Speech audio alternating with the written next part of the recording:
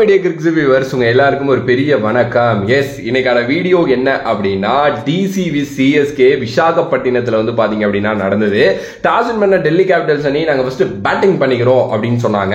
CSK அணியோட captain Ruturaj Gaikwad நாங்க first bowling பண்ணணும் தான் நினைச்சோம், எங்களுக்கு அது ஓகே தான் அப்படிங்கிற மாதிரி சொன்னாரு. ஓகே, பிருத்திவி ஷா டெல்லியில உள்ள வந்திருந்தாரு. அது அந்த டீமுக்கு ஒரு பெரிய லிஃப்டாவே இருந்துச்சு. பிருத்திவி ஷா வார்னர் பயங்கரமா பவர் பிளே யூஸ் பண்ணிக்கிட்டாங்க அப்படின்னே சொல்லலாம். ஆல்மோஸ்ட் 2 பேர் வந்து பாத்தீங்க அப்படின்னா அடிச்சு தும்சம் பண்ணிட்டாங்க சிஎஸ்கே பவுலர்ஸ். ஆனா அதுக்கப்புறம் ஒரு 90 அந்த ரன் போனப்போ ஒரு விக்கெட் விழுந்துச்சு. அதுக்கப்புறம் ரிஷப் பண்ட் 1 டவுன் வந்தாரு. அதுக்கப்புறம் அவராலையும் பெரிய இன்னிங்ஸா பில்ட் பண்ண முடியல. கடைசியில அவர் அடிச்சாரே தவிர இடையில ஃபுல்லா மேட்ச் வந்து பாத்தீங்க அப்படின்னா சிஎஸ்கே எடுத்துட்டு போயிட்டாங்க. அந்த ஸ்கோர் அவங்க போனதுக்கு 210 220 போயிருவாங்கன்னு நினைச்சோம். ஆனா 191 வந்து பாத்தீங்க அப்படின்னா டெல்லி பினிஷ் பண்ணாங்க. நான் ஃபர்ஸ்ட் இந்த பிச் ரிப்போர்ட்லாம் சொல்றப்போ வந்து இந்த பிச் ஓரளவுக்கு டீசெண்டா 170 வரக்கூடிய பிச் அப்படிங்கிற மாதிரி சொன்னாங்க. ஆனா 190 போன வரையும் ஓகே, நல்லா பேட்டிங் ஆடுறாங்களே இவங்க, நல்ல பேட்டிங் விக்கெட்டா தான் இருக்கும் அப்படின்னு சொல்லிட்டு தான் நினைச்சோம். ஆனா சென்னை அணியோட பேட்டிங் வந்ததுக்கு அப்புறம் தான் இது தெரிஞ்சிச்சு, என்னடா இது பிச்சு அப்படின்னு சொல்லிட்டு. ஆனா சென்னை அணியோட பவுலர்ஸ் வந்து பாத்தீங்கன்னா தீபக் சகர் இவர் செமையா அடி வாங்கினாரு, முஸ்தபிசூரும் அடி வாங்கினாரு. ஆனா ஒரு விக்கெட் எடுத்தாரு. மதிசா பத்ரானா 3 விக்கெட் நல்லா போட்டாரு. ஒரே ஒரு ஓவர்ல ரிஷப் பண்ட் அடிச்சிட்டாரு, பட் அது நோ இஷ்யூஸ். ஆனா நல்லா போட்டிருந்தாரு. துஷார் தேஷ்பாண்டே 4 ஓவருக்கு 24 பயங்கரமா போட்டுட்டு போயிட்டார், விக்கெட் எடுக்கல. ஈவன் தான் ரவீந்திர ஜடேஜா அடி வாங்கினப்போ இவங்களாம் நல்லா போட்டது ரொம்ப நல்லா இருந்துச்சு. சென்னை சூப்பர் கிங்ஸோட பேட்டிங்ல தடுமாற ஆரம்பிச்சுட்டாங்க. அவங்க வேற ஏதோ பிச்சில் பேட்டிங் ஆடுற மாதிரி இருந்துச்சு. ருத்ராஜோட விக்கெட் வந்து பாத்தீங்க அப்படின்னா விழுந்துச்சு. ரச்சின் ரவீந்திரா வந்து 2 ரன்ல அவுட் ஆனாரு. அஜிங்கியா ரஹானே ஒரு சைடு நின்று நல்லா ஆடிக்கிட்டு இருந்தாலும் டேரில் மிச்சர் ஒரு ஸ்ட்ரகிள்டு இன்னிங்ஸ் தான் மறுபடியும் ஆனாரு. சிவம் டூபே வந்து பாத்தீங்க அப்படின்னா ஒரு மறுபடியும் அவருக்கு மாட்டவே இல்லை, ஒரே ஒரு 4 தான் அடிச்சாரு.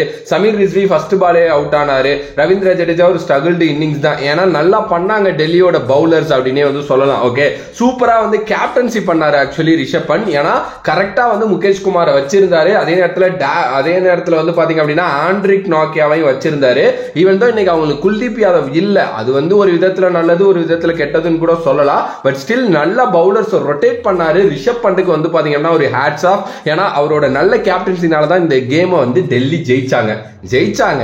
ஆனா ஒரு சிஎஸ்கே ஃபேன் கூட வந்து பாத்தீங்க அப்படின்னா அந்த ஐயோ சிஎஸ்கே தோத்துருச்சேன்னு வந்து பாத்தீங்க அப்படின்னா வருத்தப்படவே இல்லை. காரணம் MS தோனி. எஸ், இந்த ஐபிஎல்ல முறையா MS தோனி களம் கண்டாரு இன்னைக்கு விசாகப்பட்டினத்துல. அதுவும் சிஎஸ்கே ஃபேன்ஸ் தான் ஃபுல்லா நிரம்பி இருந்தாங்க அவங்களுக்கு மத்தியில.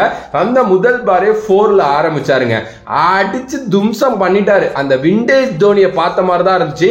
அதுலயும் அந்த எக்ஸ்ட்ரா கவர் மேல ஒரு 6 அடிச்சாரு பாருங்க. எஸ், எனக்கு ஒரு மாதிரி என்னடா ஷாட் இது அப்படிங்கிற மாதிரி தான் இருந்தது. ஏன்னா தோனி வந்து கவர்ஸ் மேல 6 அடிச்சலாம் நான் பார்த்ததே இல்ல. சிஎஸ்கேல கவர்ஸ் மேல 6 அடிக்கிறதுனா நம்மளோட சுரேஷ் ரெய்னா தான். ஆனா இன்னைக்கு MS தோனி முட்டிக்கால் போட்டு ஒன்னு அடிச்சாரு, ஒத்த கையில 6 அடிச்சாரு, அப்பெல்லாம் பண்ணிட்டு இருந்தாரு. 4 வந்து பாத்தீங்கன்னா 4 4 டோட்டலா அடிச்சிருந்தாரு. ஒரு லெவலுக்கு மேல உண்மையுமே பழைய தோனியை பார்த்த மாதிரி தான் இருந்தது. அந்த 2018-19 காலகட்டங்கள்ல எல்லாம் என்ன தெரியுமா பண்ணுவாரு, நீ அந்த சைடு எவ்வளவு பெரிய பேட்ஸ்மேனா வேணா இரு, என்னை பினிஷ் பண்ண விடுன்னு சொல்லிட்டு ரன்னே ஓட மாட்டாரு. நில்லுப்பா நான் பாத்துக்கிறேன்னு சொல்லுவாரு. 99% வந்து பாத்தீங்கன்னா கேம் வந்து கண்டிப்பா கொண்டு போய் முடிச்சு கொடுத்துருவாரு. ஆனா அதுக்கப்புறம் அவரோட இந்த பேட்டிங் ஃபார்ம் கொஞ்சம் போரா அனுப்பையும் சரி, அதுக்கப்புறம் அவருக்கு பெருசா பேட்டிங் வராதப்பையும் சரி, அவர் அது மாதிரிலாம் பண்ணி நம்ம பார்த்ததே இல்லை. ரொம்ப நாள் கழிச்சு மறுபடியும் அதை பண்ணப்போ எனக்கு வந்து இவர் விண்டேஜ் தோனி தான்ப்பா அப்படிங்கிற மாதிரி இருந்துச்சு. 16 பால்ல 37 ரன்னுங்க, 4 4 3 6, 231 ஸ்ட்ரைக் ரேட். இவர் மட்டும் தனி பிச்சில் விளையாண்ட மாதிரி விளையாண்டாரு. உண்மையிலுமே முகேஷ் குமார் ரொம்ப நல்லா ஓவர் போட்டார். அந்த ஒரு ஓவர் இல்லைன்னா மேட்ச் வந்து சிஎஸ்கே கைக்கு வந்திருக்கும். ஆனா MS தோனியோட இந்த ஒரு அடி இருக்கு பாத்தீங்களா, இது வந்து எந்த மாதிரி அப்படின்னா ஃபேன்ஸுக்கு வந்து திருவிழாவா வந்து ஆயிருச்சு. சீரியஸ்லி நான் ஒரு மீம் இந்த வீடியோ ரெக்கார்ட் பண்றதுக்கு முன்னாடி பார்த்தேன், எவனாச்சும் தோத்துட்டமேனு சோகமா இருக்கீங்களாடா அப்படின்னு சொல்லிட்டு.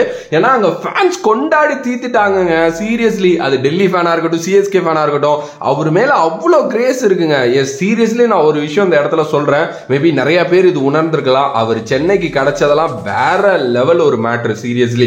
ஏன்னா ஒரு பிரைட நம்ம கிட்ட கொடுத்துருக்காங்க அப்படிங்கிறது எவ்வளவு நல்லா தெரியுது பாருங்களேன். எஸ், எங்க போனாலும் வேற ஸ்டேட்டுக்கு போனாலும் எங்களுக்கு சென்னை சூப்பர் கிங்ஸ் பிடிக்கும், சென்னை பிடிக்கும் சொல்றது MS தான். வேற மாதிரி சீரியஸ்லி கூஸ் பம்ப்ஸ் தான் வருது. அண்ட் இன்னொரு விஷயம் வந்து அந்த கமெண்ட்ரிலேயே வந்து பாத்தீங்க அப்படின்னா சொல்லியிருந்தாங்க என்னன்னா, இவ்வளவு நாள் வந்து அவருக்கு பெருசா பிளான் பண்ணிருக்க மாட்டாங்க பவுலர்ஸ், ஆனா இதுக்கப்புறம் சிஎஸ்கேன்னு எடுத்தா எம்எஸ் வருவாரு, அவர் ஃபார்ம்ல இருக்காரு, அவர் பயங்கரமா ஆடுவாரு, அவரால் பழையபடி கேமை முடிச்சு கொடுக்க முடியும்னு சொல்லிட்டு பவுலர்ஸ் பிளானோட வருவாங்க. எஸ், இவர் ஏன் 8ல வர்றாருங்கிற கேள்வியும் இனிமே வரப்போகுது அப்படிங்கிற மாதிரிலாம் சொன்னாங்க. பட் ஸ்டில் அவர் 8ல தான் வர போறாரு. ஆனா ஒரு காட்டினாருங்க. என்னன்னா அந்த அப்ரோச்சுங்க, ஒரு இடையில ஒரு 2-3 வருஷம் அடிக்கணுங்கிற அப்ரோச்சே இருக்காது அவர்கிட்ட. வருவாரு, தட்டுவாரு, ஏதாவது லூஸ் பால் மாட்டினா அடிப்பாரே தவிர அந்த ஒரு எப்படி சொல்றது, என்னப்பா தலை அப்ரோச் கூட பண்ண மாட்டேங்குது அடிக்கணுங்கிற மாதிரி தான் இருந்துச்சு. ஆனா அந்த லாஸ்ட் 2 இயர்ஸ், போன வருஷம் இந்த வருஷம் ஈவன் தோ 2021 கூட சொல்லலாம், அங்க கூட ஒன்னு அவர் பண்ணாரு, அடிக்கிற அப்ரோச்சை கொண்டு வந்தாரு. அது வந்து வேற மாதிரி சீரியஸ்லி. அண்ட் இந்த மேட்ச் வந்து சிஎஸ்கே தோத்து இருந்தாலும் கிரிக்கெட்டிங் ஸ்டைல்ல சொல்லணும் அப்படின்னா பைசா வசூல் மேட்ச். சீரியஸ்லி ஃபேன்ஸ் எல்லாருமே எதுக்கு போனாங்களோ அதை விட அதிகமாவே எம்எஸ் கிட்டே இருந்து கிடைச்சிருச்சு. ஆனா எனக்கு ஒரே ஒரு வருத்தங்க, சேப்பாக்ல போய் மேட்ச் பார்த்த என் நிலைமையெல்லாம் இல்ல, என்ன மாதிரி இந்த வீடியோ பார்த்துட்டு இருக்கவங்க நிலைமையெல்லாம் நினைச்சு பாருங்க.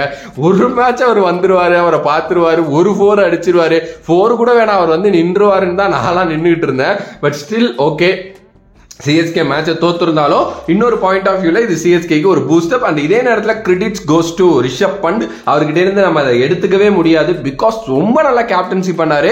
அண்ட் அதே நேரத்தில் வந்து சிஎஸ்கே மேட்ச் விட்டதுக்கான ரொம்ப முக்கியமான காரணம் பவர் பிளேல அவங்க கேமை விட்டுட்டாங்க. பவர் பிளேல அந்த கேம் கரெக்டாக அவங்க அடிச்சிருந்தாங்க, அட்லீஸ்ட் ஒரு 40லேருந்து 50 60 கன்வெர்ட் பண்ணியிருந்தாங்கன்னா அந்த கேம் ஈஸியாக முடிகிற கேமு. பவர் பிளேல அவங்க விட்டது தான் மேட்சும் போயிருச்சுன்னு நினைக்கிறேன். ஆனால் 171 வருவாங்க, கிட்டத்தட்ட 20 ரன் வித்தியாசத்துல தான் வந்து தோப்பாங்க அப்படின்லாம் நான் வந்து யோசிச்சு கூட பார்க்கல. ஏன்னா ரொம்ப பெருசா தோத்துற போறாங்கன்னு நினைச்சேன். பட் ஸ்டில் தலையோட தரிசனம் அண்ட் தலையோட அந்த ஒரு பெரிய இன்னிங்ஸ்னால இந்த அளவுக்கு வந்து முடிஞ்சிருச்சு. எஸ், வேற லெவல் மேட்ச். உங்களோட கருத்து இதை பத்தி என்ன அப்படின்னு சொல்லிட்டு மறக்காம கமெண்ட் பாக்ஸ்ல தயவு செஞ்சு கமெண்ட் பண்ணுங்க.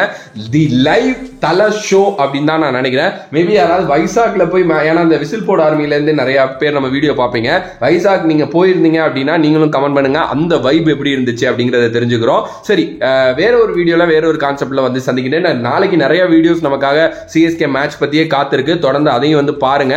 கண்டிப்பா உங்க எல்லாருக்குமே அந்த வீடியோஸ்லாம் பிடிக்கும் அப்படின்னு நினைக்கிறேன். ஸோ வரேங்க வேற ஒரு வீடியோல, வேற என்ன நாளைக்கு வீடியோஸ்ல வரேன். நன்றி நன்றி நன்றி நன்றி, வணக்கம்.